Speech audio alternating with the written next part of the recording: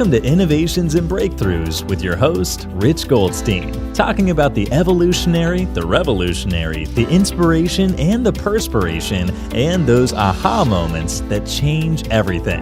And now, here's your host, Rich Goldstein.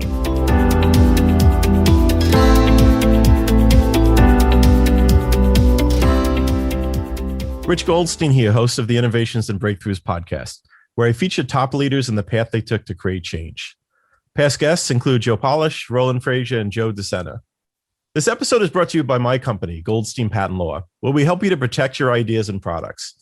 We've advised and obtained patents for thousands of companies over the past 26 years.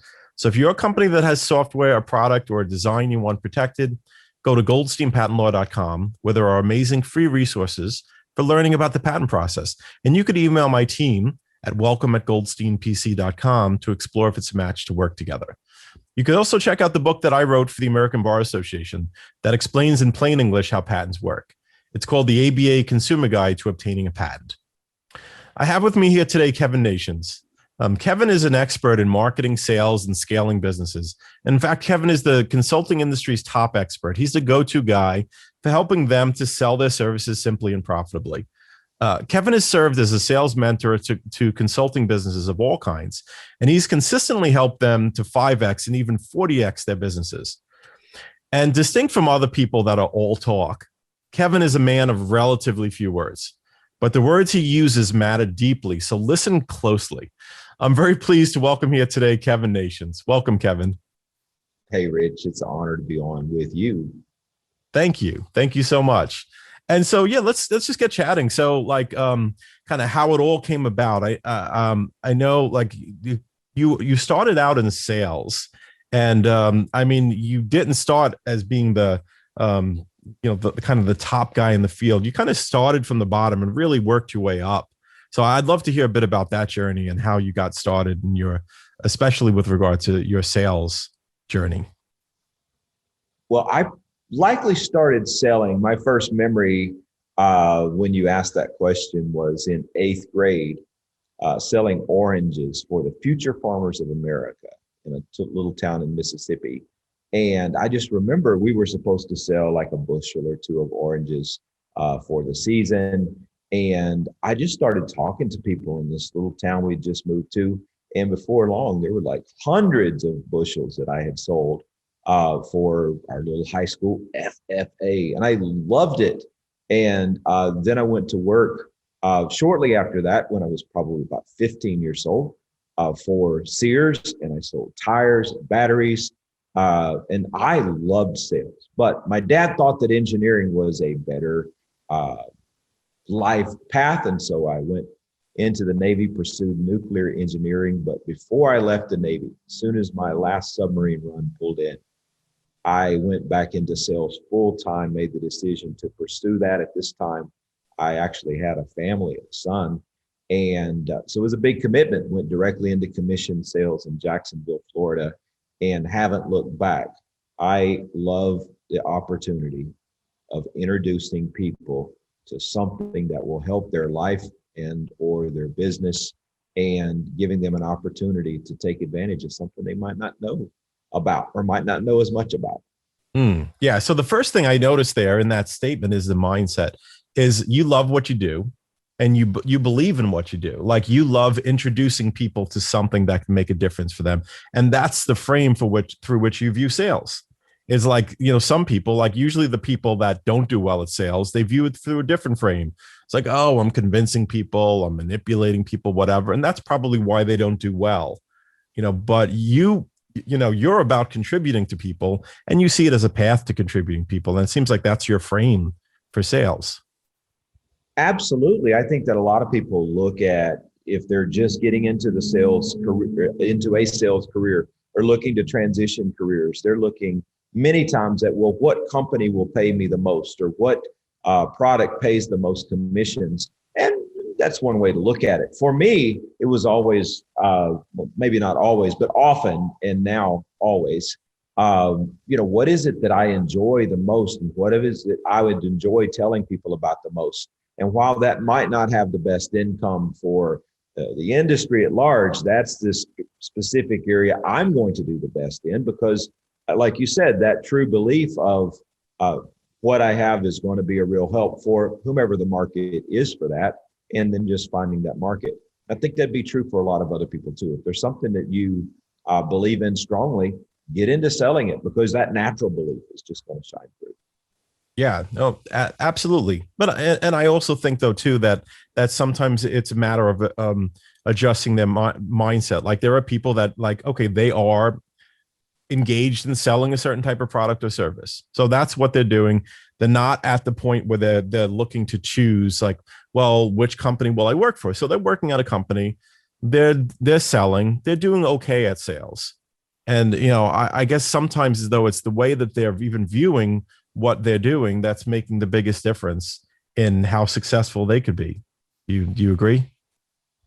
I totally agree. I mean, it's like one of the biggest benefits, I think, to both your enjoyment, your success, and your income would be, rather than the company telling you, oh, you've got to go out and sell, 14 more units of this 173X device, whatever that might be.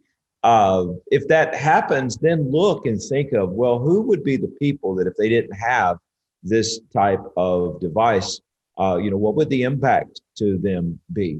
And realize many times you're not selling the product, you're selling what that product can do. If you're selling hot tubs, then you're not necessarily selling hot tubs. You're selling more intimacy between couples. You're selling a place where people can invite friends over and be proud to have friends over, and people are going to want to come and spend time and connect better.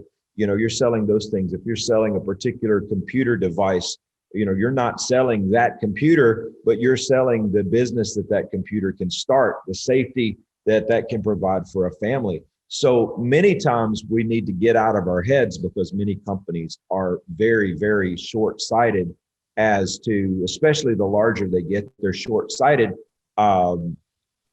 as to the benefits it brings the customer. And they think more about, well, look at all the work that we did in R&D. Look at all the work we did in developing this. And if you can just forget all of that and forget about all the things that your company is proud of, and look at ways that people's lives might be inferior if they don't have what you have to offer, and then just go find people who may fall in that category. And it's like, look, would you like to have, a relationship where you sit on the couch every night and you eat processed food and watch TV shows that you can't even, choose a good one from among 140 channels? Or would you like to crawl into this amazing hot tub and boost I've never even sold hot tubs before, I just thought about it, boost your health and vitality, and boost your libido, and get in with your partner and have a great, great time, improving your health and also building a connection? There's a lot of difference between those two evening experiences, and you're out of the hot tub business all of a sudden, and you're into the building a better afternoon, evening, weekend, whatever experience for people. And just think of the number of people in their lives who are wanting a hot tub right now, probably far less than people who want to come home from work and be recharged and revitalized. I think it just increased a bit, the number of people that want a hot tub after hearing what you had to say. And it sounds like though, like the inquiry is like, who would this matter to, and how would it matter? So like sometimes, like even let's say if someone was in a sales position, they're being told like, this is who you're selling to, but maybe it's a matter of just opening up the question of like, who would this matter to? Like, who is the person that this matters to, and how would it matter? How would it make a difference to them? Which sounds like the kernel of what you're what you're asking yourself to come up with, like the amazing things, amazing ways in which it would make a difference for them. Absolutely. I mean, we're very, very likely, if you're successful, you're in the business of making people's lives happier. And so if you can find a way to do that by making them less stressed, give them more enjoyment, more freedom, whatever it is that they're looking for as that particular doorway that they're seeking the happiness, you can make people's lives just a little bit happier in whatever you're offering, then you've done well. Yeah. No, that's awesome. And you mentioned computer sales in there. And I know that was one of your that was a significant part of your journey, was being involved in computer sales and making some big sales that really helped you move to the next level. You want to talk about that a little bit? Yes and no. I did work and make big sales at big levels, but one of my first forays into entrepreneurship was when I was in the Navy. I got a bonus for completing nuclear training and was in this huge town called Chicopee, Massachusetts. Oh, I know Chicopee. And well, of course, it's right next to Chicopee, Granby, Belchertown. Yep. Absolutely. So I was there. I was working in Connecticut, actually, but was living on Westover Air Force Base because I was in the Navy there in Chicopee. And I got my bonus, and rather than spending my bonus that the Navy had given me, which was not a lot of money, I bought my first 2 computers. One was assembled and one was not. And I began selling computers from my basement office, which was essentially a folding table and a whiteboard and a phone line and a dot matrix printer, and began selling computers. 9-pin probably back then, right? I have no idea, but yeah, it did have the sprocket wheels and the tearaway edges and tearaway sheets. Right. But I began selling. Who could afford a 24-pin dot matrix printer? I mean, come on. But I began selling those, and they really changed my life, because I made about 4 times selling computers just in my time off, which wasn't much. They were working us quite a bit.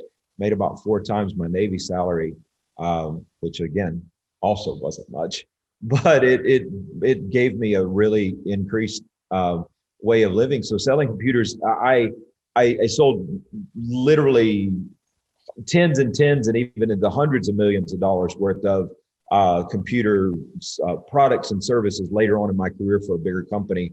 But really, that to me pales in comparison to the 7 lines, 7 days, $7 in the Springfield paper that brought me an ability to 4 times my income while I was still in the Navy. Grateful for it. Okay, well then tell more about that. It sounds like a parade of 7s. Well, I forget the name of the paper in Springfield, but Chicopee is a suburb of Springfield, Mass. And they had a classified bargain, 7 lines, 7 days, $7. That means every week I spent $7 on advertising to run a 7-line ad for all 7 days. That was one of the classified specials that they had. And I would just advertise a specific computer, and when people called about it, if it was one that I had in stock, I would say, I've got it, you can have it. Or if they wanted some different configuration, I would tell them that, I could have it within a couple of days, and then they could come pick it up. And I began, helping, first of all, individuals, and then very quickly, very small businesses move into computers. Like, this will date me, but this was the era of the amazing 286 computer with the 20 or 30 megabyte, not gigabyte, hard drive. Yep. I remember the 286s and the 386s. And it's funny, actually. So I studied electrical engineering, and I had this great poster. This is a total tangent here, but I just want to, mention this. So I studied electrical engineering in the late 80s to early 90s. And there was this great poster from Intel that showed the 386 chip when it came out. And it was like this, it was almost like a work of art to see all of these different connections and wires and like these patterns of this chip kind of blown up to be on a 24 by 36 poster. And then on that poster at the bottom, glued on, was a little tiny chip that was maybe a centimeter by a centimeter. And it said, actual chip, actual size. And you could look and you could see that some of those bigger patterns, you could make it out on the chip, but it was blown up to be poster size. And it was one of the coolest things I think I'd ever seen, is that this tiny chip now blown up 24 by 36 to see how intricate and how involved it was. But anyway, that was a total nerdy tangent, but you reminded me of it. So, thanks for indulging me. And to anyone who's listening, thanks also for indulging me in that memory. But I remember those days of kind of where 286 or 386 was the big thing. And 20 meg hard drive was the standard, not 20 gig, but 20 meg. So that's fun. And then, and you sold, as you said, probably hundreds of millions of dollars worth of computers. And there were some sales in there. Like I've heard you tell stories about like how there was a sale in there where the commission was just bigger than anything that you'd ever seen, like in previous years, let's say. So that, I guess that's why I kind of put it as a stepping stone, is it's like where kind of things kind of maybe move to a new level. And yeah, that's true. But I think that for many, like wherever you are, like doubling what you're doing is a new level. Like for me, I didn't break. This might be interesting for people to, or if I did, I barely broke 6 figures that year that I was in the Navy, but my Navy income was only probably $20,000. They did pay for my housing at the Air Force Base. So yeah, I did probably make very, very, very low 6 figures, but to add another $70,000 in income, for many on this podcast, maybe that's a lot of money. For many, it's going to be like no money at all, but it's all relevant to where you are. And if you have found yourself in the position of accepting a lifestyle that's $25,000, which would be more than that by now because, we've had inflation in the decades since then. But if you're accustomed to that and then some opportunity comes along that you could 3 or 4 times your income, no matter where you're starting, that is a significant uplift. And I think that as we become older and more successful, we might have those numeric uplifts, but few things are more transformative to our lives than those small by number, but large by percentage up levels that we made when we were young, each of us. And if you've not made those when you're young, make them now. And if you are young, take risks, sell yourself on yourself and take risks on you. And at the worst, you're going to fail and have plenty of time to recover. And at best, you might succeed beyond your wildest dreams. Yeah, I love that. In terms of scaling, what do you think is the secret to really 5Xing, 10Xing? I see that there's something there in something that you don't see, or an assumption that needs to be undone, or kind of like, how do you approach that? Like kind of finding the thing that helps you scale. Well, I think one, believing that what you do helps keeps us from having any type of, let's just say, spiritual governor on it that holds us back. But then beyond that, finding someone who's already done something similar and allowing them to share with us a strategy. If you're, let's just say, planning to dig us, man, I'm thinking about swimming in hot tubs today for sure. I know where my mind's at out here in the desert in Nevada. But if you're thinking of digging a swimming pool with a shovel, and you think, my goodness, I'm going to dig as hard and as fast and as diligently as I can for the next 3 weeks, and then I'm going to have this pool done. But then maybe you have a neighbor who says, have you ever considered renting a skid steer or a Bobcat? You can have that thing done in about 4 hours. Your whole thought process is transformed into what is possible. And I think that I know, Rich, you're a member of a number of masterminds in business. I've been a member of a number of masterminds, and also we've both had mentors, both been mentors. I think that putting ourselves in the situation where people can see simpler paths to get there, where it's not only that we're doing more, but we're doing things differently in a way that uses a different tool, a different approach that we might not have even considered. And I think that a great part of scaling is just changing the way that you view things. There's only so much you can do to speed up digging a swimming pool. with a shovel. Hire a couple more people with shovels, get people as many as you can, dig harder, get a bigger shovel. But at some point, the limits of human capacity are going to be tested. But if you were to get a machine and a backhoe or a skid steer, it changes that entirely. And those same types of resources, both thoughts, ideas, tools, whatever, are possible in just about anything in life, including business. And if you put yourself around people, many times they've done it much more simply than you've done it. And you can either continue to, brag about the fact that you are able to work so hard and do it in a strategy, or you can be open to learning strategies from people who've simplified things and grow at a great degree of scale, which is what you just brought up. Got it. So it's like going from the shovel to the Bobcat, right? It's kind of like challenging an assumption, like where you think like, well, okay, if I'm going to dig a pool, I guess I got to use a shovel. And then you realize like, oh, okay, there's a whole different way of doing that, which then could change your whole way of thinking of what's possible. And it sounds like, part of what you're saying is like, you should look to what other people have done. Because a lot of times, there are other people who have been there. And maybe if you look out and you see, oh, they're using a Bobcat to dig their swimming pool. And then you realize that kind of like you could be digging all day with your shovel and never get the results that they're getting. And so you don't have to reinvent the wheel. You could kind of do like, you can adopt their frame for it essentially. Or if you have a great mentor, or a group of mentors or a part of a mastermind or whatever, where you can put different frames together and, assimilate those, because your situation might not be exactly what someone else has done, but you can take an idea from here that makes sense and an idea from there that makes sense and put those together.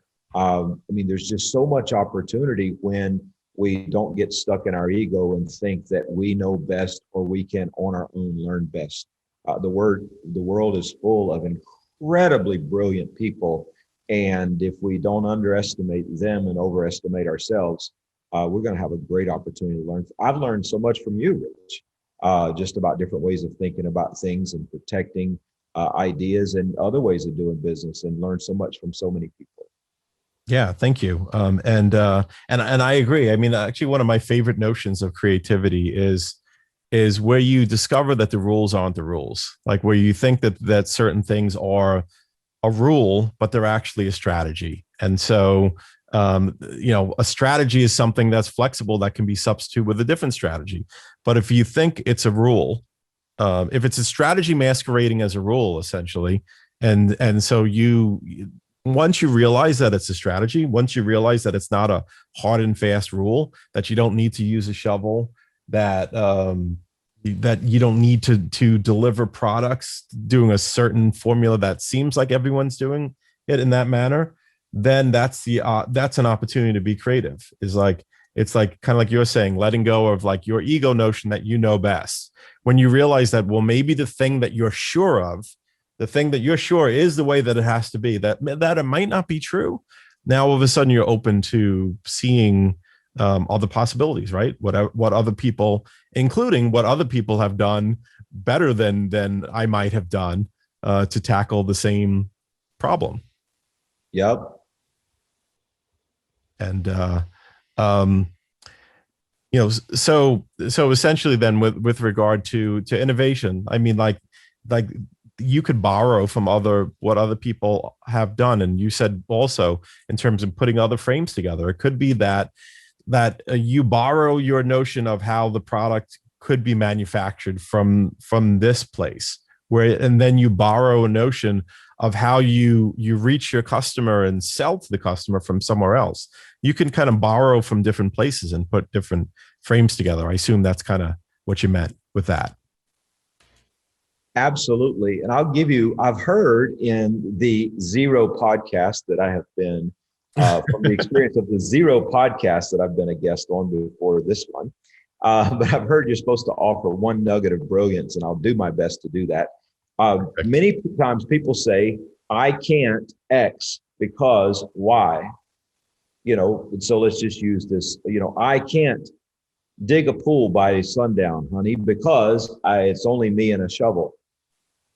If you can change I can't because to how can I without, how can I dig a pool in one day without undergoing the limits of just me and a shovel? Just changing that about anything that you're facing, changing I can't because to how can I without, and talking about the outcome that you're wanting to achieve, this crazy idea of an outcome that you think is impossible, and then putting that limiting action or belief or limiting factor in, how can I without, and just sitting with that has really, really, helped me in my life in being creative, because many of the ideas I come up with are very likely insane, but sometimes insane ideas are actually the best strategy. And then you begin looking and like, wait, I can do this differently.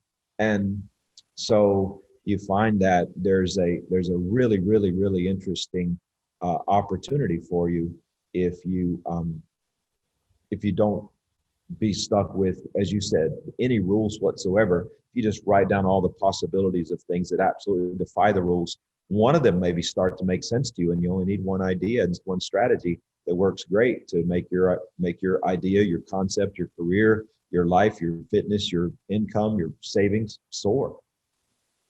I love that. And sometimes the insane ideas can be the best strategy. I think that's a really cool thought. And it's like, I guess because sometimes the insane ideas can be the most creative. And then maybe they turn out to be not as insane as they look on the surface. They actually turn out to be brilliant. And on that note, if people want to learn more about you or get in touch with you, how do they go about doing so?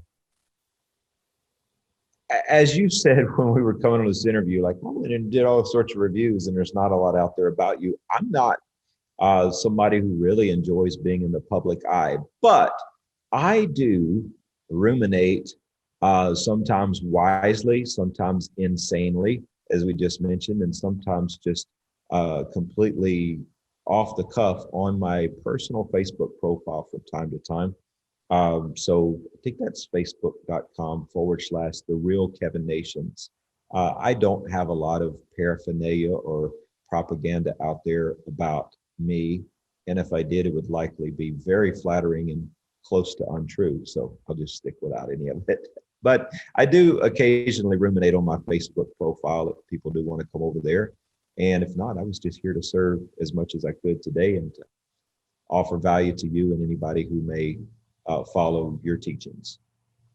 Yes, thank you. I appreciate that. And I probably should have said in the interview that you're kind of one of the most brilliant under the radar folks out there, that just like you don't have a big public profile. People can't really typically find out much about you. You don't advertise for your services. You do all of your business by referral and by recommendation from people who have actually achieved results from you. And as you mentioned, of your 0 other podcasts. So Kevin was unsure, but this may be his first podcast, or maybe he's done one other, but it's not a habit. And so, Kevin, I totally appreciate you being here. I appreciate you taking the time to be on the show. You're an awesome guy and have so much information to share for people that are trying to grow their businesses, scale their businesses, and this was awesome. So just thanks so much for being here. Rich, it's my pleasure joining you. Thanks for having me.